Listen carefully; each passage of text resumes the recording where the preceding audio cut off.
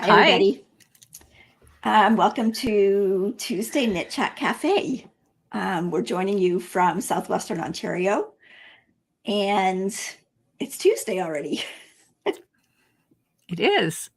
Funny how that happens. Funny how that happens. Yes.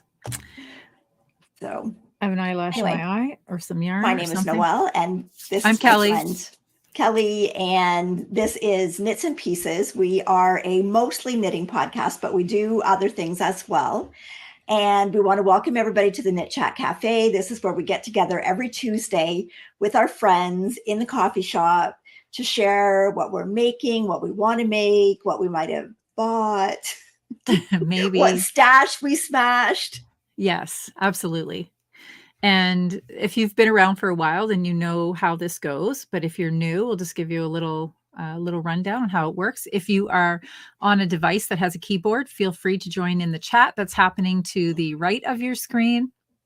It's a very friendly group in here. Say hello, introduce yourself. And if you have any kind of a question that you want to ask us or maybe anybody else in the group, you can type that into the keyboard as well. If we don't get to it, type it again. If we don't see it, sometimes the comments go by pretty quickly and it's hard to get to everybody. And I just want to say, I just saw one comment. Where did it go? Jean from Sarnia. How do we not know you, Jean? She says that she still needs to meet up with us in person at the coffee shop on a Saturday. Yes, sure, please do. Sure. Please stop in and say hello. And some of the other people that are in here besides us, you know, as well, because Julia is usually there with us, and Natalie, Dawn, Heather, and sometimes we have friends from out of town joining us, like last weekend. Yes, last weekend was great. We had 8 of us. Yes. And Adrian came in from London, and Heather came in from Kitchener or Conestoga, but we call it Kitchener. And we had a great day. And then the coffee shop turned into lunch at the Mexican restaurant. We had so much fun. It was a really great day. I didn't get to go to the Mexican restaurant. Yeah. Why didn't you get to go? You had to go home for a nap. I had to go home and have a nap. I had to go home and have a nap because, well, just because I can only sit for so long before I have to go be in a different position. So anyway, and Jacqueline and Zoe and Mike were coming that evening. So I knew if Zoe was going to be there, I was going to need a nap before she got there. Molly and Isla are saying hi, Grandma, to you. They're saying hi, Molly and Isla. I know, because Rachel said they could stay up just to say hi, and then it's off to bed. But hi, Molly and Isla. Thanks for coming to say hi to Grandma. And I see quite a few people in here from New Zealand as well. So we already know from experience that you are into Wednesday morning or Wednesday at some part of your day. Wednesday at noon. New Zealand. Wednesday at noon. Yes. Wednesday at noon. Yeah. So hi, everybody in New Zealand and everywhere else. And again, welcome everybody to the Knit Chat Cafe. And yeah, we're so happy to be here. And it was wonderful. I was looking at the comment through before we started. I was on a little early, and we have people from all over, and everybody's sharing what they're making and, their favorite way to do socks. And a lot of people were talking about the 52 weeks of sock book, which I believe there's a second book out now. 52 more weeks? 52 more weeks. First, I don't know what it's called. 52 weeks more, 52 more weeks, 52 shades, anyway. 52 shades of socks. Is it going down that route? Shades of gray? I don't know. But anyways, yeah, I've got the first book. I don't have the second book. And I did make quite a few pairs from the first book. I should go through it again because there were other pairs that I wanted to make. And someone was also mentioning that they went through, and in the index of their book, they actually jotted down whether they were toe up or top down. So that depending on the mood, whether they wanted to cast on toe up or top down, they could just look at the index and know right off the bat which were which. So I thought that was a good idea. So, and I must say, I do both, but I do actually prefer top down. So, I'm not certain I have a preference. I like top down. sometimes after I've done a few top down, then I'm like, oh no, I need to change it up and I want to do a toe up. And if I do a couple of pairs of that, then I want to switch. So I don't know. It's I just whatever the find for me, mood it's strikes. easier to get the sizing right if I do top down, especially if I'm doing a different type of heel and I'm doing toe up. I don't always start the heel at the same place. It's okay if I'm doing an afterthought heel because I kind of know by number of rows where that goes. But if I'm doing like a, what's the one in the Andrew Mowry, the Flegel heel or any other kind of a heel, sometimes, I mean, it's usually always, I end up making them a bit big and then I don't get to keep them. I have to give them away, but that's okay too, because it is trickier. It's trickier. It is trickier. It's definitely trickier to do a new toe up sock because you're not entirely certain where that heel is going to land unless you're doing an afterthought heel. But once you've got that dialed in, I like the option to have something different. Yeah. And I think I would say the majority of the pairs that I've done are top down, which is why I'm so comfortable with those and putting the heel where it needs to go. Whereas I haven't done that many pairs of toe up. So probably the more you did, the better you would get at figuring out where the heel goes. So. Okay. Anyway. Bonnie mentioned that it's called the B52 Weeks of Sock Second Edition. Okay. And she said that it's more reader friendly with better contrast of print and background. Okay. So, very good. So, okay. So what should we do first? We should maybe get into some admin. So I did go through and I looked at, I actually went through and watched last week's podcast to see if there was any questions. There really wasn't, but I did go through the comments and there were a couple of things. First of all, we had talked last week about people had asked on the instructions on how to post a picture into the group on Ravelry.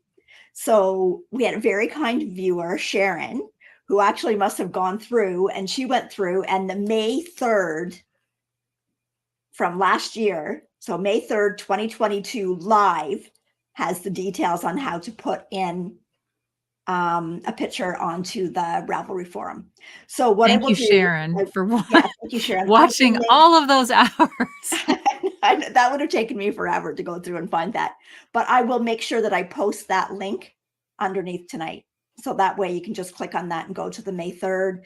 I'm not sure if we were doing timestamps then, so whether it's timestamped or not, but no, definitely not. No. I don't think so. Okay. Yes. Okay, but anyway, but that's where it is, and it's probably towards the beginning because we would have had it kind of in the admin section. So I would say it's probably towards the beginning of the podcast. So that was the first thing. Second thing was there was a question. Last week I had worn my fairy bouquet sweater, and someone had asked whether you could do that sweater and put a steek down the front. So I've got a picture here. Now, when you're putting a steek down the front, so I've got that black line down there, and that kind of shows exactly where you would want to have your middle, right? Because you wouldn't want to break it somewhere where your pattern was off-centered. So when you've got a pattern in something, if you're doing a steek, you want to make sure that that steek gets centered right down the middle of your pattern. So in this case, you've got the pattern at the top. I like mine to be mirrored. So like you can see you get into a rib there. So I would want to have like either the purl stitch or the knit stitch on both sides, right? So it wasn't a purl stitch on one side and a knit stitch on the other. I would want that kind of mirrored. And what you might want to do too is you might want to have an edge stitch before the steek, because you can see up at the top, there's that little kind of, I don't know what you would call zigzag, that pattern, the little looks bees, like a little zigzag bees. Because that's a kind of a stitch that you pull up, I wouldn't want to be in the middle of that. I'd want to make sure that you maybe had that and then maybe had an edge stitch so that when you go through to cut your steek or pick up your stitches, you've still got that whole stitch in your stitch pattern. And you're not kind of cutting into the middle of it. So like most patterns that are pullovers, you can steek them. That is basically the one thing that you would want to worry about, is making sure that whatever you're doing, whether it be color work, whether it be a lace pattern, a cable pattern, that you kind of center it so that you're mirrored on each side so that your cardigan looks cohesive when you're done. So obviously it would be easier if you've got something that's got a smaller stitch repeat than something that's got a large stitch repeat. So Yeah. So, I mean, that one, I guess if you do it in the round, you've got the benefit of when you get down into the body of it, you don't have to do all that back and forth purling. Personally, I don't mind purling. It's just another stitch. But if you really don't want to do that, that's definitely the advantage of going around and doing it in the round and putting a steek in it. So that was all I had as far as comments or questions. Did you have any? I did get, I'm not ready to share it yet because I had some back and forth questions with her about it, but one of our viewers made a little video for us about a new way to do Norwegian purl. So it's less of a cha-cha-cha and more of a cha. So less steps. And she sent me this great video, which I watched today. And then I had more questions about the video. So once I have the details, and she's given permission for us to share it. So I'm pretty excited. It does. It looks a lot better. I'm excited to see it too. Yep. Yeah. So. And I see Isabel is working on some Latvian mittens on a 1.5 millimeter needle. Oh my goodness. That's like on a sewing darning needles. Yes. Yes, absolutely. They'll be beautiful though, I'm sure. She bought it as a kit and she didn't notice how small the needles were. Ouch. Ouch. Ouch. I think the smallest I've done something on is a 2 millimeter. I don't think I've done anything on anything. I haven't gone below a 2 either. Yes, so, that's pretty small. I think I have some, but I don't think I've ever used I'm definitely sure I'd have to wear the glasses on top of the glasses to work on top of the glasses. Small. You might need an extra pair in there. That's right. Definitely. So LPGA, and sorry, we don't know your name, but she's asking who's going to Montreal. We are going to Montreal. We are for another new store opened up. We don't need to know that though. No, we don't need to know that. But we still have to check them out. Well, yes, we do. We absolutely do. So, okay. Do we want to announce some prizes? Yeah. So we're at the beginning of a new month, which means we had a month end, we had a quarter end. So we've got some prizes to give away from some of our Makealongs. So first of all, we've got our sock Makealong going on that we draw prizes for every month, going back to the beginning of the year to draw both a pattern prize and a sock yarn prize. So Kelly's got some. By the end of March, there were 760 pairs in there already. Wow. Friends, you are some hot sock knitters. That's sock knitters. Amazing. That is a lot of socks. And okay, do we want to do the pattern winner first? Yes. So there it is. The pattern winner is Nick Naiman. And I don't know if Nick is in here tonight. We know her well. And so she is a pattern winner. And it was the number that was drawn was 692. So it went all the way to the end of the spectrum on the random number generator. And she will be able to choose any pattern of her choosing from Natalie's Ravelry shop. She has socks in there. She has sweaters in there now. She's always adding to the shop. Got Christmas stockings. Ornaments. Yes, ornaments now. Yes, I know. The list goes on. So we'll let you know how to reach out to us after we do the next winner. So we always do 2. And we have some yarn for the second winner. And this is some really pretty spring themed yarn. This is by Red Sock Blue Sock Yarn Company. This, how pretty is this? Very spring colors. You've got some blues in there, turquoise, greens and grays, and then this coordinating. So there are 2 50-gram skeins here, which is easily enough to get a pair of socks. And well, in my case, I would get a pair of socks and a pair of shorties out of this. I would mix and match and play with those colors. But they're really beautiful yarns, and it's their Comfort Sock Duo. So it's an 80-20 mix. Okay. So, and the winner for that yarn winner is Snary Mama. Not Scary Mama, Snary Mama. Snary Mama. And she didn't have another name in Ravelry, so I'm not sure what her real name is, but that she was winner of the yarn, and the number is 345. I really like those socks too. They are. I have to start doing more socks in plain colors because every time I see a sock made in a solid color, I'm envious, and all of my socks are patterned or in some respect. So I have to do that. Okay. Do you want to talk about Smash That Stash? I was going to tell the people, are we going to tell them where to go at the end? Okay, we'll do Smash That Stash. Okay, so Smash That Stash, we are running from the beginning of January until the end of December, and we are going to draw prizes every quarter. So for the first quarter, I can't remember, it was quite a lot. Did you look at the number? Yes. Of projects? Yes. 16 something? There were 1,183. 1,100, almost 1,200. Oh, I know. That's amazing. That's a lot in 3 months. Of yarn that you got out of your stash. Gosh, your cupboards must be empty, friends. You probably need to go shopping. You might need to go shopping after that. That's wow. You have accomplished something.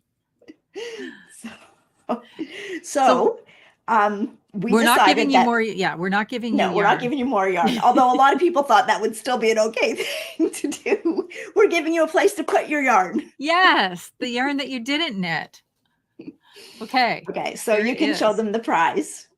Look at this beautiful bag. I can't even get far enough away to get the whole bag in. I know, it's gorgeous. Oops. So this is a huge bag, monogrammed with knits and pieces on the front. It's beautiful teal. Kind of matches that sock yarn.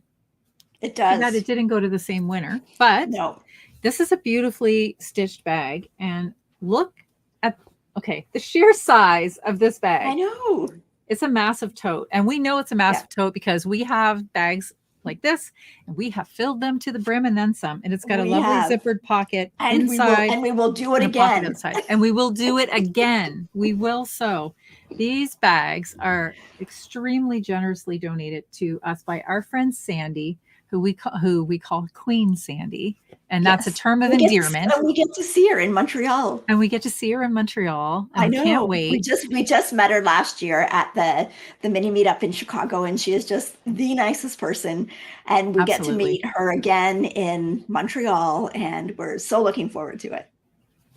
Okay, so if this beautiful bag is going to, you got the slide. There we go. I do. So it is going to Jennifer, who is Jenny Fur on Ravelry. And Clever. that was post number 163. Yes. So congratulations, Jennifer. Congratulations. And you've got those wonderful pair of socks out of stash yarn. And we want everybody to keep putting all of your stash projects in. But first of all, we're going to tell you how the winners can get a hold of us. Yes. So you can. Oops. Okay, quit that. I'll get the banner. There. Okay. You can email us at we both can't drive the bus, okay? I want to drive the bus. Anyway, unless I can knit and you can drive the bus. Okay. We'll take turns. Okay. So you can email us at knitsandpiecespodcast@gmail.com. For the actual physical prize winners, we need your full name. We can't mail it to Jennifer. We can't mail it to Jennifer. No, we can't. But we need your full name and we need your mailing address.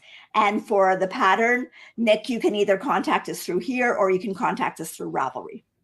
And one thing again, and it seems like we always need to say this, we will never put something under the YouTube or under whatever that says you've won a prize. Any prizes that we ever have are going to be announced here, and you will let us know your address and your name. We would never ask for any other information other than that. We would not ask for banking information or any type of other information. We will not ask for Walmart cards. No, we know that there's a lot of that happening with a lot of podcasts, and we just want to make sure again that any prizes we have will be announced directly through the podcast. We will not contact you saying that you have won a prize. Okay. So this is kind of where we might as well finish talking about our knit-alongs now then. Why not? We're here now. Since we're already into it, right? So continue on with your sock projects. So we are now into April. So get your projects in there. That's all you have to do is finish a pair of socks. It doesn't matter when you started them. Just get them in there. Okay. For the Smash Your Stash, we drew that prize up to all the entries that were in the discussion forum up to the end of March. Okay, so going forward for the next quarter, which will end June 30th, we will draw a prize from all of the entries from April 1st until June the 30th. Okay, and then again for the last 2 quarters of the year. And then for anyone that has put a post in all 4 quarters, you will be eligible for a grand prize at the end of the year. And I do have it actually right now to show you. So this is what the grand prize is going to be for the Smash Your Stash Make Along. Spoiler alert, it is a bag. It is a bag. It is a bag. Okay. So this is Maker's Bags from Jellicue, and this is the roll top bag. Okay, so this is in petal pink. It's got leather straps on it. Really nice shoulder strap that's adjustable. In the bag's got pockets on the front. These are bags that are made by Jellicue specifically for makers. Okay, so when you open it up, there's lots more pockets on the inside. There is you see that? A cutter right there for your cutting your yarn. It comes with a darning needle. It comes with a little notebook. There's this little pin that goes out on the outside that's got some lotus shaped stitch markers on it. It's adjustable. It's got snaps to close it up here, and then it's adjustable to kind of roll it down to where you want. The buckle is adjustable to do it up, and it's just a beautiful waxed canvas with all the leather trim. So this is going to be the grand prize. It'll be eligible to everybody who has a project in each of the 4 quarters. And you can have more projects than that too, but specifically 1 in each quarter in order to be eligible for this prize. And we see there's already people that have got their second quarter Smash That Stash projects in already there, right? And again, there's like the rules. You can whips are allowed. You have to use 50 grams of yarn. It can be any project you want. We're not specifying it has to be a sweater or a whatever. It can be whatever you want. So yeah, so we just want to encourage you to use up your stash. We're not saying don't buy any other yarn, but no, we would never say that. Never. That's right. But we would really like you to use your stash. And the Jellicue bags are amazing. Both Kelly and I have been using them. I've got the Maker's Tote that I took to New Zealand with me, and it was amazing because I could fit so much stuff in that. And you know what? I totally even forgot that it had the cutter because I thought, oh, well, if I'm doing socks and I need to cut it to graft the toe, I'm going to need that. No, and I totally forgot that everything was there. And yes. Everything you need. That's right. Even the little blunt darning needle comes in it. Yes. Yes. So Beth says that she has used up 32 skeins since the beginning of this year, but she said that's she has awesome. hardly made a dent in her stash, embarrassingly. That's not embarrassing. That's good. You know what? Use the stash. We encourage you to use the stash too.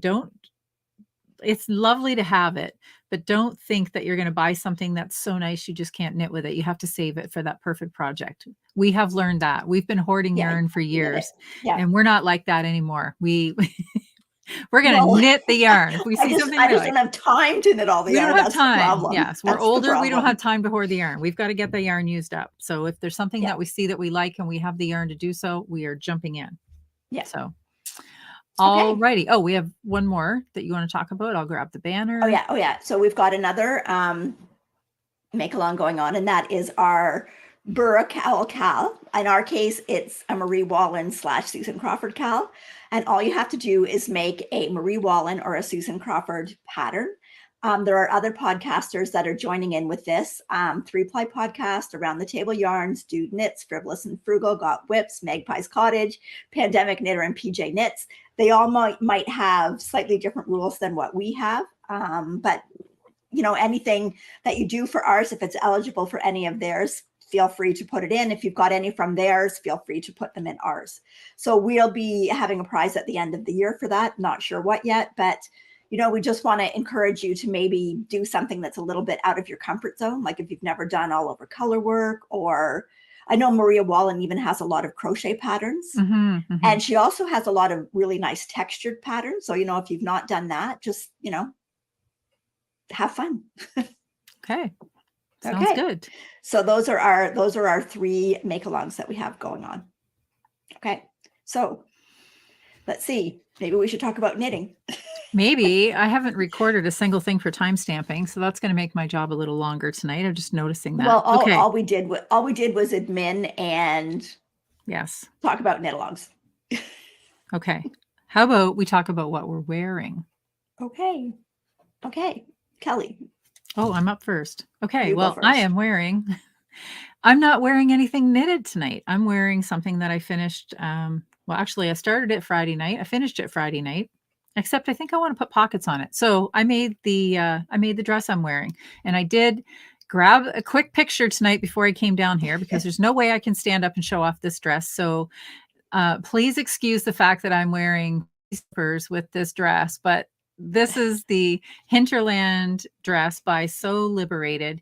And the pattern comes with a variety of ways to finish this. You can either do a placket down the front, all the way down the front, or you can do a half placket just to where the waist is. You can add short sleeves, you can add long sleeves, you can wear it no sleeves the way I've got it on tonight. I like it no sleeves, the ones that I've made, because generally I like to put a sweater over top, or I just started with this one since I finished Friday. I've just started wearing things underneath it, whereas normally I would put it over top. I do want to add, I'm going to add some. Are there going to be pockets on the outside?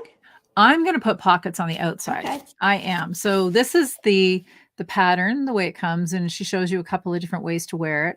I did modify it slightly. I added more gather to the skirt. I've made this pattern before and I made it as patterned, but I wanted a little bit fuller skirt this time. So I added maybe 5 inches to the front and to the back just to get a little more ruffling. But I am going to add a couple of big patch pockets. And the reason I want to put them on the outside is because I'm thinking about yarn and knitting, friends. And I have my metamorphic dress has the pockets on the outside, and it conveniently holds a nice little ball of sock yarn if you want to wander and knit. So I'm going to put some outside pockets on this one, and that's that. So that's what I finished, and that's what I'm wearing. About the coffee shop on Saturday. Okay, dare I tell about the coffee shop? So we went to a different coffee shop this weekend because there were more of us and we wanted a bigger table. And that coffee shop happens to be just around the corner from Noelle's house. Yeah. So I said, you want me to pick you up? And because I wasn't thinking that she was driving yet. And she said, no, it's just around the corner. I want to walk. So I said, okay, I'll park at your house. We'll walk over together. So that was that was the full sum of the conversation. So I show up at her house, I knock on the door, and I was wearing this with a different shirt and my boots, and I had on a shawl. And she opens the door wearing the very same dress because I made her one for Christmas. And she's wearing a shirt underneath and her tights and her boots and also the shawl and the shawl. And I would have had the exact same shawl on, but I decided against my shawl because I thought maybe it's a little warm for that one. So I grabbed a lighter weight one. So here we go, off walking to the coffee shop around the corner. And I thought, I feel like we're 2 little girls going off to Sunday school in our dresses and tights. Our identical outfits.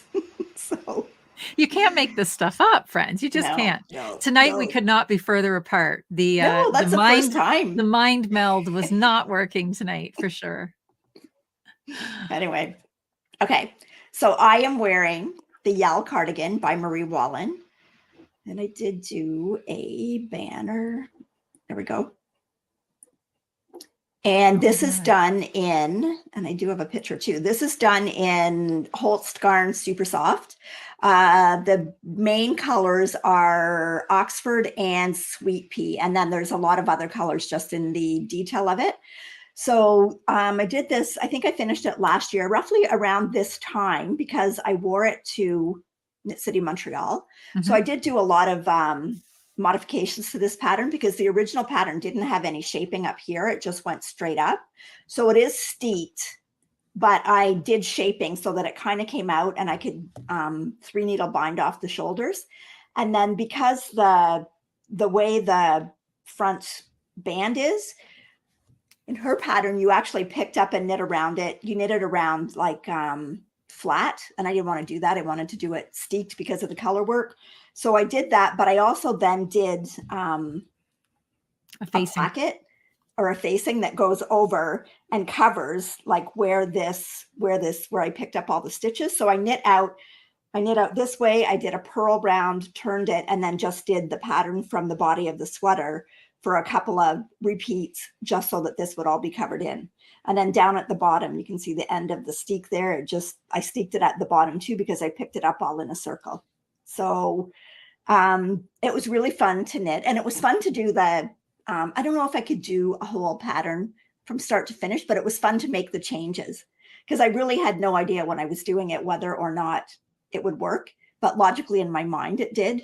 So I thought, well, and if it didn't work, it's just knitting, right? I could just do something. That's very seamstress oriented. So there could be a seamstress buried in there, maybe. Yes. But anyway, I really enjoyed knitting it. I like wearing it. It's, even though it's like I said, it's all over color work because of the whole Skarn Super Soft. It's really, it's warm enough, but it's not a really heavy cardigan on. So yeah, so there, you could do one of these for your Marie Wallin for the knit along and have that in there. So I know there's other sweaters that I want to get to, but again, just not enough time. But I really do like doing color work. Mm-hmm. So, me too. Mm-hmm. It is. It's fun. I was just reading. And this just want to say, this is pretty easy color work too, because, and I don't know if it's indicative of all Marie Wallin patterns or not, but it is true Farrell where you never have more than 2 colors per row. Like, I think where you start to get a lot of bulk in things is when you start to get 3 or more colors in a row and you're carrying that many colors across the row. But color work with just 2 colors for anybody starting out is probably a lot easier. And then you've got the choice. I know some people hold 2 in one hand. Some people, like you and I, hold one in each hand. So you're basically throwing with one hand and doing continental knitting with the other color. Mm-hmm. So Nick says she wishes she had a picture of the 2 of us twinning walking down the street. I don't know about that. It was, except for it would be like this. Well, yeah, we weren't exactly twinning. It was the Arnold Schwarzenegger movie. It was Arnold Schwarzenegger and Danny DeVito. And they were called twins or something, wasn't it? Yeah. Anyway, Ross told Noelle on the weekend, she came downstairs to go to the coffee shop. He says, "You look like Kelly." I'm still trying to figure out if that's a compliment or an insult from Ross. I'm not sure. No, he said, "You're dressed like Kelly." You're dressed like and Kelly. I said, "How do you know what she's wearing?" Maybe he has the intuition. Maybe I don't know. I don't know. It was funny though. And we both had our hair up too. We did. We both had our hair pinned up. I know. It was too many coincidences. Couldn't make it up. No. Mel C has knit 40 skeins of yarn this year, and she said that she's finished 3 cardigans. Wow. I'm bowing to you, Mel C. That's awesome. That's a lot. Right. That's a lot. Yep. So. Okay. Any finishes? Well, I'm wearing my finish. That's it. I decided, because I got afflicted with a disease this week. I took a week off of my whip a week, or my whip a week, Kelly's whip a week, because I got afflicted with cast-on-itis, which is way worse than a whip a week. So I'll talk about that in what we're working on. So I have no finishes other than the dress. Okay. I have a couple of finishes. Okay. So the first one, I finished my first Friday tee. Oh, it looks so good blocked. All done, all blocked. And this was blocking downstairs when Jacqueline was over, and she's like, I know. She's like, "Could I make one of those?" And I'm like, "Yes, you could make one." Of course you could. Oh, it is. And the texture, I don't know if you can see it, but like, honestly, this texture, I am just in love with this texture. So this is the Friday tee by Petite Knit. And I know I do have a banner. Okay, where is it? There we go. So the Friday tee by Petite Knit. This is done in Leo and Roxy Basics. These colors are Raspberry Ripple and Queen's Navy. Queen's Navy, yes. Yes. And it works up beautifully for this tee. And this has been blocked. It washed beautifully. The drape is like really good, but yet it still held its shape. I the only different thing that I did was I still like twisted rib, even though it's broken rib here and it's not twisted. I still like twisted rib for the collar, the cuffs, and the hem. And the because you're collar, a sucker for punishment, that's why. well, anyways, I just like the look of it better. Yes. So anyways, the collar is a fold over collar, and you're supposed to actually knit the cast off edge with the row, but every time I do that, it looks twisted. And I just do the whole thing and then tack it down lightly so that you still got, and I actually think that you actually have more stretch than this way than when you actually knit it down. Because if you knit it down tight, you really lose a lot of the stretch in the neck. And even with that sewed down, you're never going to see that neck when it's on, right? It's all covered with this. And then I did tubular bind offs on the edges. So that was a lot of tubular bind off at the bottom there. But I just like the look of it. I just like, especially casting on and rib, I don't like there's only certain ones that I like, and you still want to have that stretch, but I want it to look finished. Okay. Joanne says, what is the weight of the yarn? This is a light fingering. Yes. So I believe that the Leo and Roxy Basics, I believe that there's 460 yards. I think so. I think, well, it's I think very it's technically light fingering. 459, I think, or something like that. But there's a lot.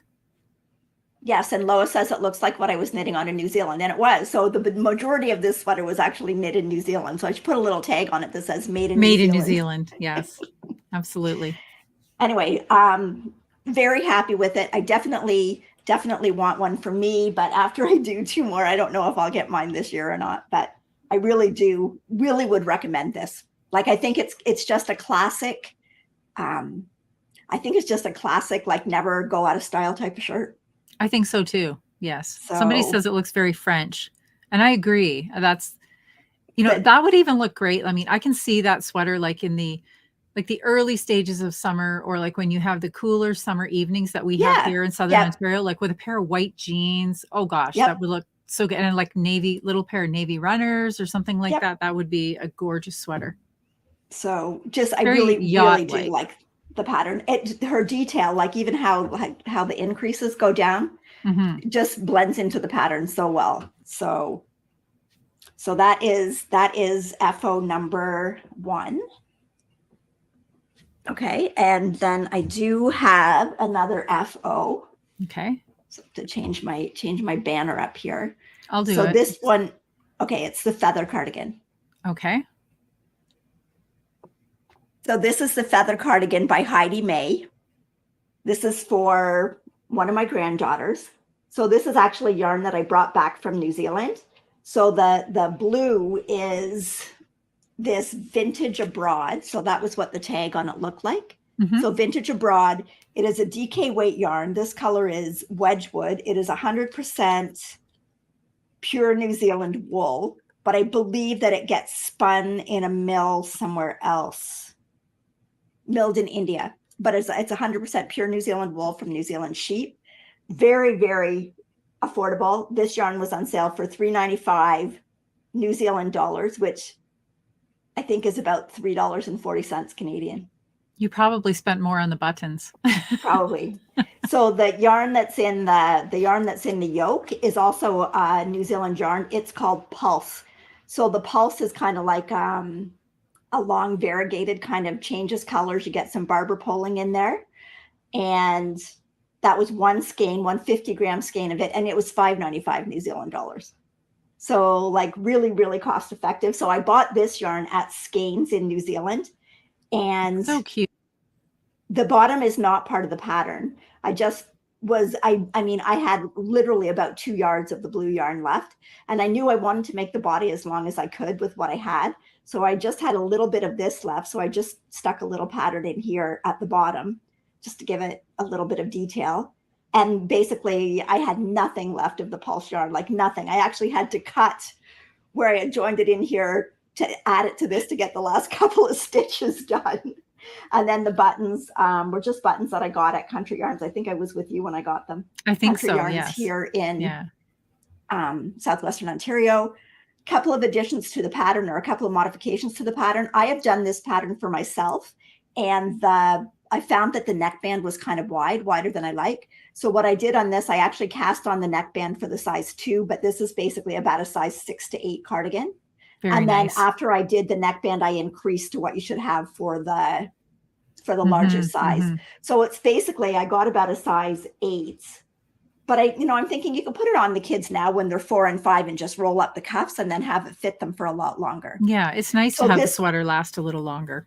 Yeah, so this one was fair oil that's worked back and forth, and I did do it like that. I didn't steek it simply for the fact that steeking takes a little bit more yarn because you're going to cut fabric that you're going to fold over before you do, and I knew I wouldn't have extra yarn. So one thing that I do suggest when you're doing that, when I got to the pattern here, when you looked at the pattern, the color work pattern came right to the edge, so that the edge had color work, had some of the pulse stitches as well as some of the blue stitches. And I thought, when I go back in there to pick up for the band, I don't want to have to deal with that. I want just a solid edge of the blue going down. So I just made sure that each edge ended with a stitch of the blue. Yeah. So I basically added 2 stitches to the pattern just in order to get that, so that when I go to pick up, that didn't cut off any of the pattern of the color. So, and that's it. It's so cute. So that's, yeah, I'm actually really pleased with it. It's a cute cardigan. So what? So funny. I'm just reading a comment there from Christine. She says, I don't want to say it now. She says she loves how I say button. I don't know that there's another. Is there another way to say it? Why am I? Because you emphasize the T. Okay, like I say button. Okay, all right. But you say it like button. Not button, but not like that pronounced. But on, but off. There you go. Okay. Anything else? Yeah, not done yet. Okay, so I also got back into spinning. So I finished a couple of things. So I finished this skein. So this is a skein from Wellington Fibers, and I think I actually made a banner with what the composition of this is. I will look. Yeah. So it is Wellington Fibers. This is 60% wool, 25% mohair, and 15% silk. So this is actually a skein that I did for Rachel, and I had gotten her some natural colored yarn, and she's going to do a sweater with this as the yoke color. This feels amazing. I'm dropping my box off to you tomorrow. Yeah, you felt it on the weekend. Like, it feels amazing. And this is, I did a 3-ply, and I did a 3-ply chain ply. So this is the first large skein of 3-ply chain ply that I did. And it actually turned out okay. So, and it looks just getting in the rhythm of doing it. It's more than okay. So much fun. It's beautiful. You did a wonderful job on that. You really did. Anyways, it's great. You can see though, like close up, you can see the silk. Oh, it had a beautiful sheen. Beautiful sheen to it. Yeah. So that was the first thing I finished. And then I finished another one that was by On a Quest for Fiber. And this is 100% Polworth. And I just want to show you what the braid looked like. Okay, so this is what the braid looks like. And then here's the, whoops, turning off my comments here. Here's the finished. Well, this is just 50 grams of it because I was anxious and I wanted to ply it up and see what it looked like. And I'm spinning the other 50 grams right now. So again, I did a 3-ply with this one. And when you've got a yarn like this, the nice thing is about the 3-ply is it keeps your color together. So it'll be more like a gradient as far as instead of like the really barber pulled. So I might use this like in the yoke of a sweater with another color. It's so pretty. I love those colors. Again, fun. And again, this one is really more tightly plied than the other one. So I think it would actually show stitch definition nice, although it might get lost in the colors.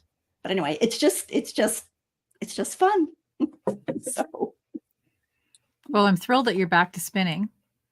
I am. I try and do, well, okay. Well, I got a new Apple Watch, right? So when it tells me to stand up, I can't just stand up. I have to go do something else. So when it tells me to stand up, I come and spin for 15 minutes. And then I go sit back down. And when it tells me to stand up, I come and spin. So I thought that was better than when it tells me to stand up, going to get the chips out of the cupboard. But sometimes Stand it up and tells do me a to lap, stand up couple and I laps don't around the want house. to. I know. Well, I Irene know, but I'll says stand up and spin. Irene says when you said spinning, she thought you meant on a bicycle. Not yet, No, I'm not allowed to Irene. do She's that still yet. Not allowed broken. to She's do not that yet. allowed. So anyway, yeah. So yeah, I'm excited about it, and it's I'm gonna try and do a little bit every day when my watch tells me to. So that is all of my finished objects. Okay. Okay. Should we talk about things that we're working on? How many things do you have? I just have 2. Okay. I have 2 as well. Okay. These are new whips. New whips. So I cast this on, I think last Tuesday night, right after Knit Chat, because everybody was on there talking about all the things they were making, and I got jealous and I wanted something new. I just wanted something new. So I'm making the hedgerow socks. There are the socks. It's a really fun pattern. It's a very easy pattern. You can memorize this easily. This is a free pattern by Jane Cochran. I really like how the pattern dips down into the heels. Mm-hmm. I just think that's a bit of a unique looking sock. So I am making mine in, I bought this in Chicago last year when we were there at the little mini meetup, and it's Leading Men Fiber Arts. I don't have any of their yarn. I've always wanted some of their yarn, and I snagged a skein of it. It's called Showstopper. It's so pretty. It is so pretty. I love it. I was a little bit worried, even though it's not very variegated. Obviously, you need something that's not highly variegated for that pattern to show. And at first I thought it's not really showing, but it kind of is. And I bet it will on camera. Oh yeah, it is on camera. Oh yeah, it for does. Sure. Yeah, it's pretty. Look at this. That's Isn't gorgeous. that pretty? Oh, I wonder if I'm going to cast that pattern on now. I know. Well, the thing is, do I have it near me? I do have it near me. Is it accessible? Yep, there it is right there. Okay. So also when we were in Chicago, I bought this yarn. This is the Socks Yeah. Oh yeah. Yep. By Coop Knits. Okay. Look at this luscious purple. I definitely will not use the bulk of this yarn to knit these socks, but look at this, friends. How pretty is that? Yeah. So definitely going to be doing a pair of socks in this, and then this will be heels, toes, whatever. But look at that. Yep. That's gorgeous. These are very Julia. Now this is Julia on a calm day, because these are much quieter than Julia usually knits with, but they're all of Julia's tones, and it's really, really pretty. I love the way this yarn feels. I used to hear other people talking about this and had no access to this yarn, and I have to admit, now that I'm knitting with it, I absolutely love it. So I don't have a whole lot done because, friends, it's just knit, purl, knit, purl, knit, purl, and arranging the knit and purl. And we all know I'm not super speedy with that. It's like, it's worse than endless ribbing, Noelle, because it's now I'm switching up the knits and purls, but it's a really pretty pattern. So that was thing 1 that I cast on. You want to show one? Okay, I'm still working on my Dunbrock socks. But I spent most of my time finishing up doing that little cardigan and finishing the other. Okay. So that's not mine. No. Those are a picture of what the pattern looks like. I'll look for the banner. Nice pattern. Okay, you look for the banner. And mine are in, I showed my first one last week. I've got this much done on my second one. You have to put it in front of your face, I think. There. No, I mean close to the camera, but to get it the focus off your face. There you go. There. It's such a nice looking pattern. It is a really nice pattern. And I didn't have to mirror these ones. She mirrors them. So you've got on this one, the cable's going down this side, and then on the other one, the cable's going down. Wait, where am I? Okay, now I'm totally confused. Did you do it wrong? This better be right. No, I didn't. Did I? Just a minute. Oh no. They will have to come out if they're wrong. Noelle will not be able to live with it. Oh, I'll turn them around somehow. But anyways, because the pattern's there, I can just do this. But no, I didn't. Oh no, did you do it wrong? I don't know. Oh, I'm holding them up wrong. No, I don't. Yes. There. See, they're right. Okay, I trust you. There. There. Now they're right. So there. Now they're right. Because they're both down the opposite side. So I didn't have to do it. I knew I did it right. I was just holding the socks up wrong. Anyways, awesome, awesome pattern. Love this yarn. This yarn is the Barocco Vintage Sock. And we've talked about the Barocco Vintage before. And I was thinking, I have a ball of this in a corally color that would look amazing in that pattern that you're doing right now.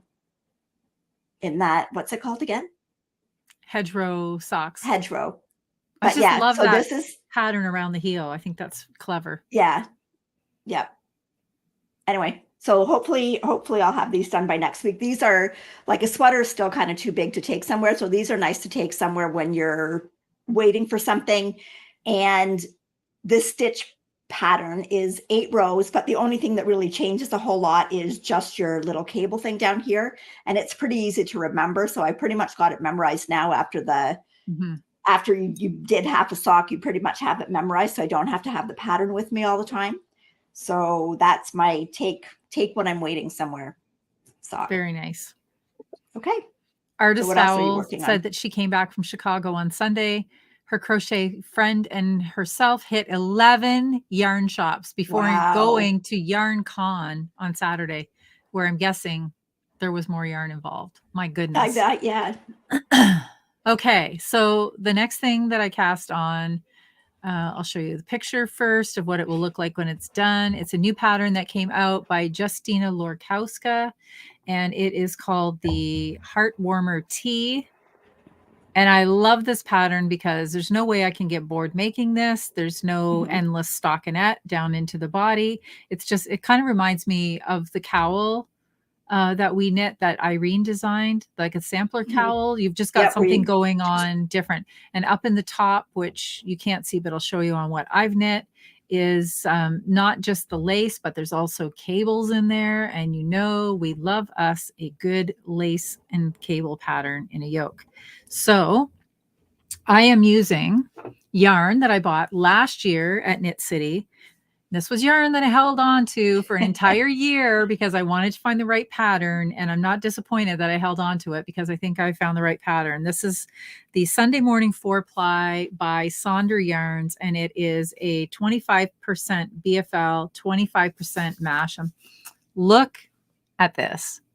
This color is absolutely stunning. It is a beautiful shade of vibrant raspberry fuchsia. And I do not want to put this sweater down. I just want, this is all I want to knit on. So I cast this on Saturday night and show you what I've got going. That's the back. There's the front. Look at that yoke. How pretty is that? It's got these. So here is a close up on the lace with the cables. And now I'm into the 1x1 rib section, but I'm halfway through it. I have to do some garter rows next, and then I'll be doing another 1x1 section. There's an increase in there, but this lace is so pretty. I had so much fun doing this lace. I did not want to stop knitting at all. It's so pretty. That's gorgeous. And I can't wait to see this blocked out, how this is just going to bloom.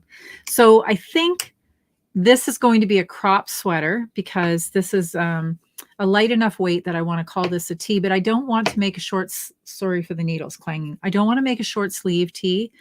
I'm thinking I have 3 skeins. I'm hoping that I have enough to do 3/4 sleeves with it. But I love this color. This color is so rich. And it has, I'm trying to see if I can pull up a section where you can really see it. Maybe in this stockinette. Do you see like there's like little dark pools in there? It's just beautiful. It's so beautiful. Well, it's like all of the colors in that. There's like in that yarn, she's got like 2 lines because they've just come out with a new one. So that one that we got last year, it was with the Masham is a dark color. So it's the dark color in the Masham that really gives you that tonal variation. But she's also come out with a new one now that's called Ecru, and though that base is more white, so the colors come out slightly different. Still a gorgeous yarn. I've got it in like a willow color, but still the same feel and everything to the yarn, just the colors are slightly different. But it's a gorgeous yarn. I love Becky Becky says it has baubles in the chest. Yes, Becky, it has baubles in the chest, but that's okay because this chest could use a bauble or two, maybe. We talked about that on the weekend at the coffee shop. If this dress had darts in it or not, and it does have darts, and how to do a dart adjustment for a fuller bust. So I'm okay with baubles on the bust because I'm okay with that. And yes, Maris Sonder is vending Knit City again this year. And that's where I got it last year. And I just loved it then. I loved it all year. And I came really close a few times to casting something on with it. And then something would just hold me back. And I really think it was just waiting for this sweater, because this sweater is gorgeous, really gorgeous. Okay. Okay, so my other whip, I basically just started. This is all I've got done. Just started the neckband. This is the next Friday tee that I'm doing. This one is going to be slightly different. It's not going to be striped all over. Again, it's Leo and Roxy because it's a sample for them. So there's going to be, it's going to be this is classic gray, and then it's going to have 2 stripes each at the top of each of these colors. So there's the black, different, really different. Yeah. The black, the white, the gold or yellow. I think it's actually, it's basic black. The purple is majestic. The white is not quite white. And the goldy color is more mustard. So it's going to have 2 stripes each up in the yoke of these colors. And then the body and the sleeves and are just going to be solid in the gray, which I think will still look amazing. The only thing that I'm going to do different is in the one that I just did, there are short rows across the back, and you incorporate the stripes into the short rows, but then you only get them across to the shoulder. So I'm actually, because I'm only doing 2 of each, I'm going to leave that in the gray until I get to where I get 2 full stripes of each color. So, because then across the front, they'll start right here. It'll just be, you'll have a little section at the back that's just in the gray before you get into the colors. So hopefully I'll have a good chunk of that done by next week, because I have to get 2 of them done by Knit City Montreal. So I love short rows. And that's coming up before you know it. I know. It's like very, very close to coming up. I absolutely love doing short rows. I don't know why. I get this like extreme little sense of satisfaction of just watching it grow on one side of the knitting. I don't know why that brings me so much joy, but it just totally does. I love the whole concept behind watching something grow in a wedge. I don't know why. Is that silly? That's silly. I don't know why it's like that, but anyway. I like the short rows to be done.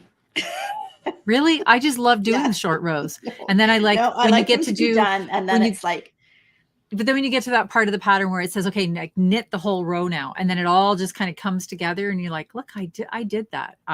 That's pretty cool. Okay. And then I have it. This is my next. Bye, Linda. I have to cast on. Linda's heading out. Bye, Linda. So oh my gosh, I forgot that yarn. This is going to be my next I'll show it color. next week. This is my next color for my my socks for Christmas. This color is Marled Sunset. So that's totally go with my outfit. Next better pair than my of socks. Adult male socks. So I got to get that. I've got to have these done in April. So I got to get those caked up and on the needles.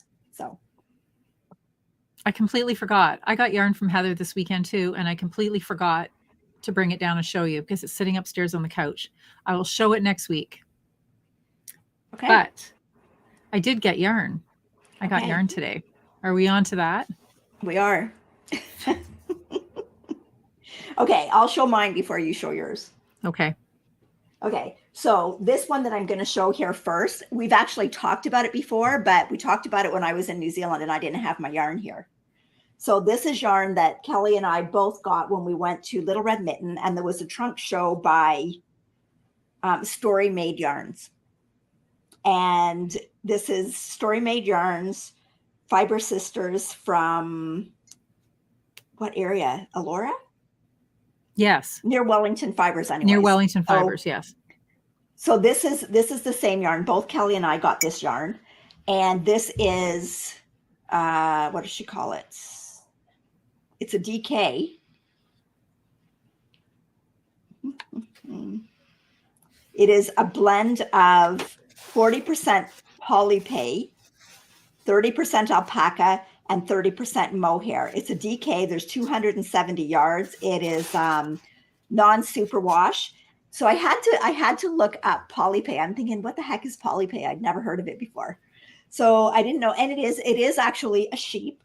So I did look it up in my book here, my Fleece and Fiber source book. So it's actually a relatively new sheep breed. So I think it was just in 1970. This is the little agriculture lesson for the podcast. For the podcast. That's right. But this was those sheep. This was in the early 70s, and it was in Idaho, and they crossed Targhese to Dorsets, and then they crossed Rambouillets to Finn sheep, and then they crossed the offspring of each of those breeds. That's a lot of crossbreeding. To get these polypay sheep. So what happens is they are 25% of each of those 4 different breeds. Okay. And that the reason that they did it was because, where is it here? The Finn sheep had high prolificacy, early puberty, so that they're producing wool faster. The Rambouillets contributed hardiness.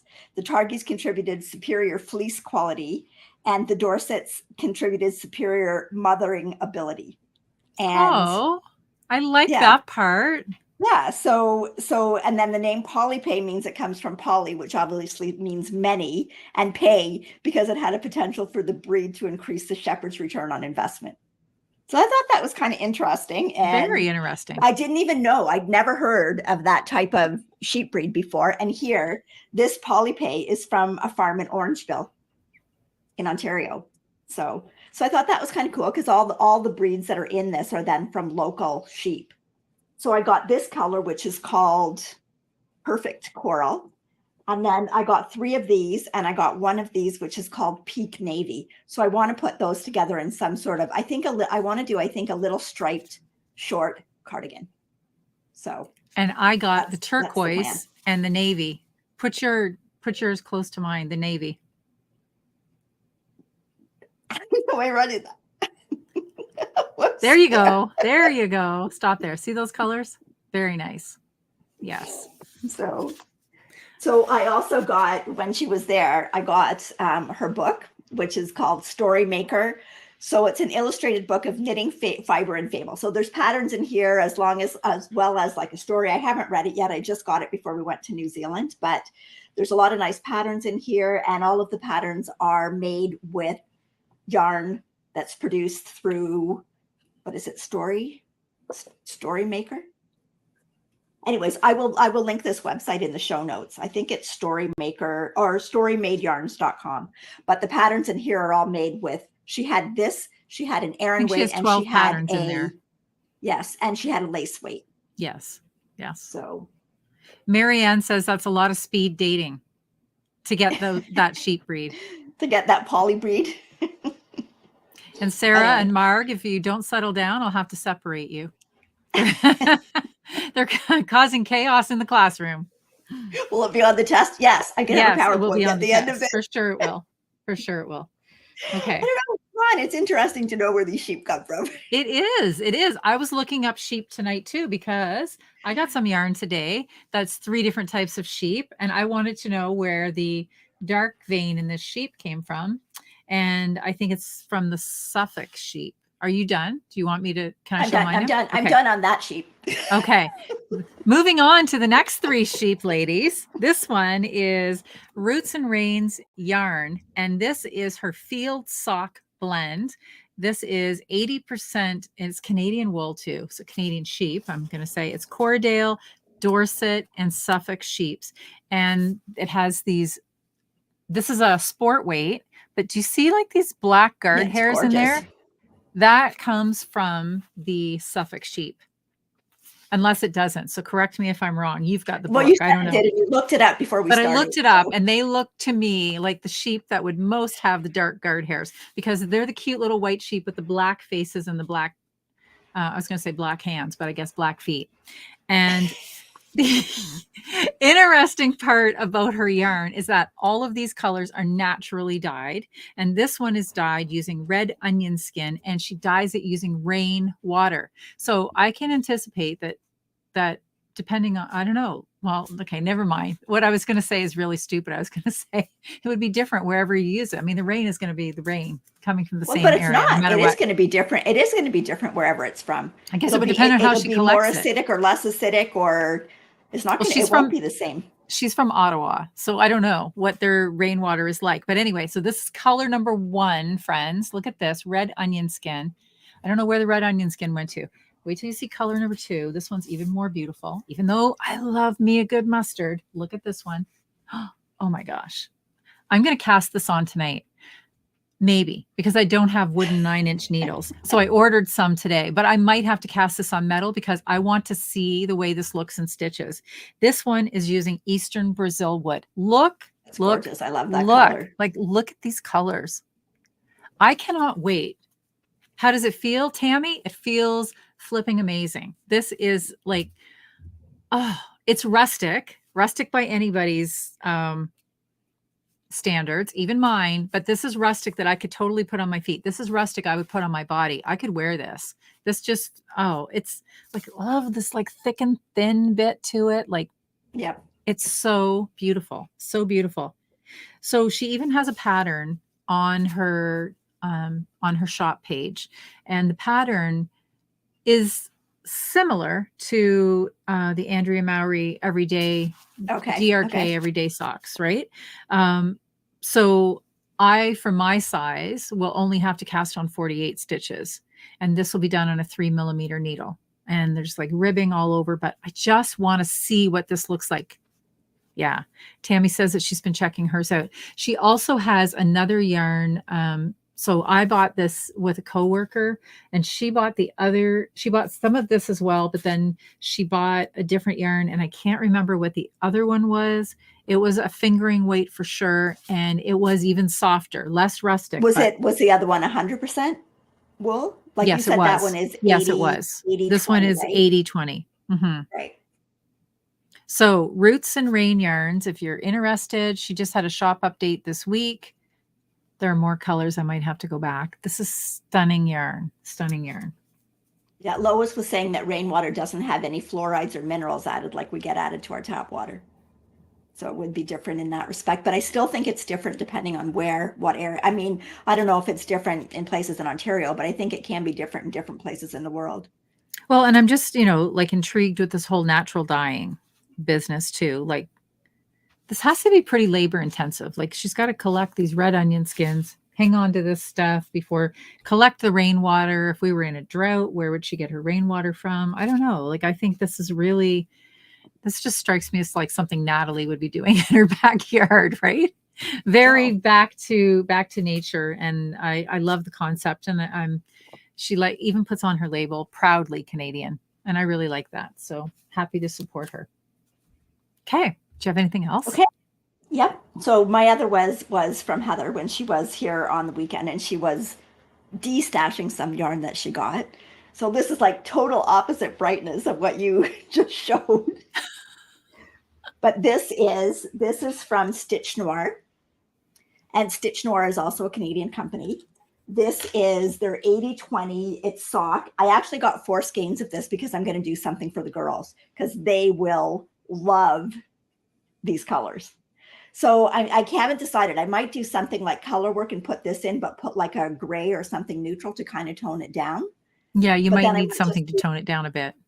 I might do Penelope just a cardigan. That would be so much fun. Just so a little cute. cardigan. So cute. So anyway, so I know that they will absolutely love that. So I've got 4 skeins of that fingering, and with 4, I'll be able to somehow or other make it into sweaters. 4 sweaters for them. Yep, depending on what I combine it with. But there's so many colors in there. Like it would look good with navy blue. I could even just put it with a cream. I could put it with a gray.